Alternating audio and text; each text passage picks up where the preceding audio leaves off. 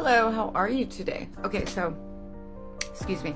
I just came up with this tightening, brightening mask. It is organic honey. First of all, it's sticky and it's a mess, but listen, if you have 20 minutes and it's the beginning of your day or the end of your day, it doesn't matter, it works. It is organic honey. You could put any honey you have. I have a little bit of cornstarch in it, mix it up.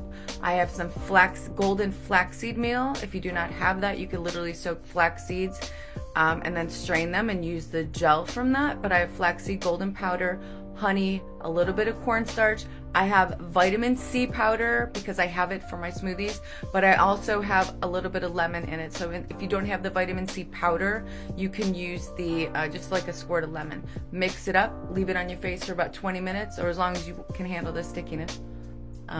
But if you're allergic to any of the ingredients, again, do not use any of my masks or my products if you're allergic to any natural ingredients that I use. Okay, hope that was cool, and I look forward to seeing you guys in my live soon. Take care. Thank you for coming through again.